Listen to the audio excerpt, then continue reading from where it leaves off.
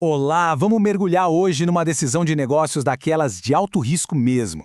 Uma gigante brasileira está pensando em apostar 169 milhões de reais numa nova tecnologia. A pergunta é, será que vale a pena? Bom, vamos investigar isso juntos. Então, a nossa protagonista aqui é a Raizen. Pensa numa gigante do setor de açúcar e etanol. Eles já têm 20 usinas funcionando a todo vapor, mas estão de olho lá na frente, querendo inovar. E a ideia deles é ousada. Construir uma fábrica nova, anexa a uma das usinas, que pega a cana-de-açúcar e transforma em químicos bem mais valiosos, como butanol e acetona. A grande questão que a equipe de engenharia precisa responder é: essa aposta se paga no final das contas? Ok, pra gente começar a desvendar esse mistério, primeiro a gente tem que entender como a mágica acontece, né? Como é que a cana vira um produto químico? O plano todo se resume a 3 passos bem simples. Olha só como funciona. Primeiro, a moagem. A cana é esmagada para extrair todo aquele caldo doce. Depois, esse caldo vai para a fermentação.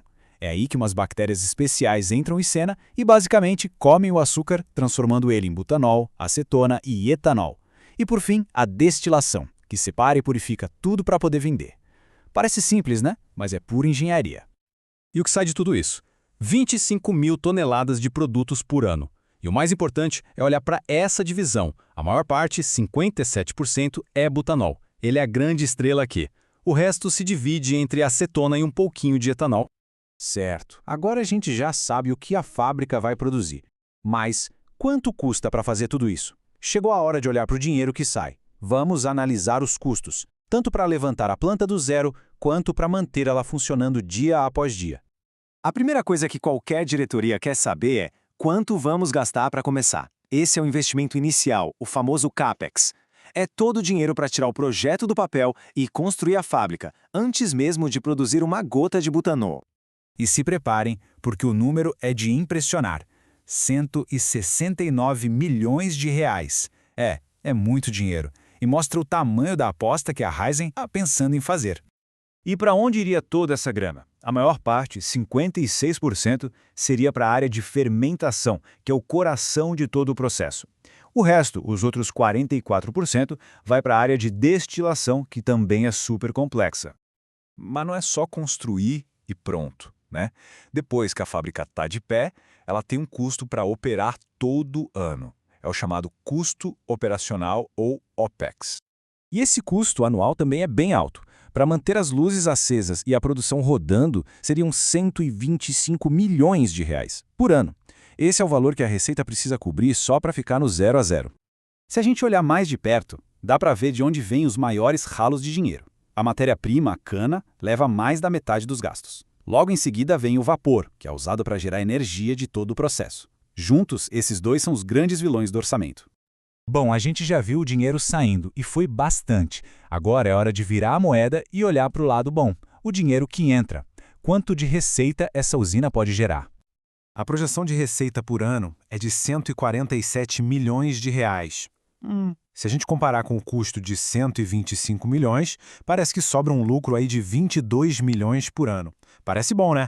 Mas será que isso é o suficiente para justificar aquele investimento inicial gigantesco?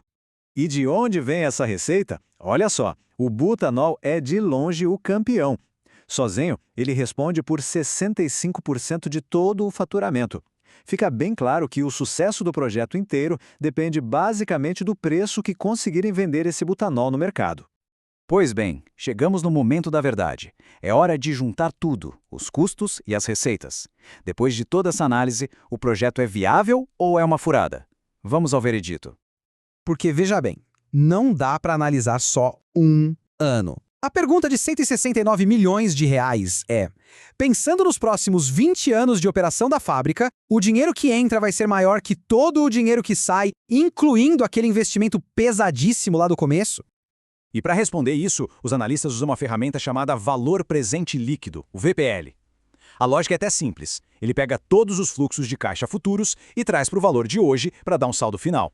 Se esse número for positivo, beleza, projeto lucrativo. Se for negativo, aí é sinal vermelho.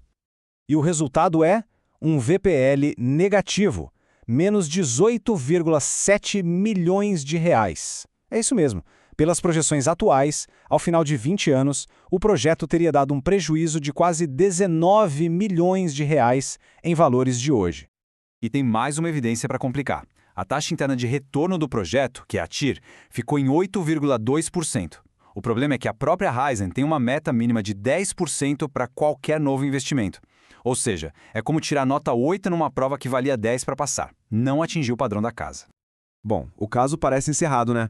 Projeto inviável. Mas calma, no mundo real, os preços não são fixos. Eles mudam o tempo todo. E se a gente colocar um pouco dessa incerteza na conta? É o que a análise de risco faz. E essa análise mostra uma coisa fascinante. O projeto está na corda bamba. Um aumento de só 4% no preço do butanol ou uma quedinha de 6% no preço da cana, e pronto, já seria o suficiente para virar o jogo e tornar o projeto lucrativo. A viabilidade está por um fio. Para ter uma visão mais completa, a equipe rodou 5.000 simulações no computador, variando tudo o que podia variar, preços, eficiência, e a conclusão: existe uma probabilidade de 40% do projeto dar lucro. 40% é uma chance de 4 em cada 10. E é isso que nos leva à pergunta final. Com todos esses dados na mão, sabendo que existe uma chance de 60% de perder dinheiro, mas por outro lado 40% de chance de ter um negócio super rentável e inovador, o que a diretoria deveria fazer? É uma decisão que não é só sobre números, é sobre risco, retorno e visão de futuro. E agora a decisão está com eles.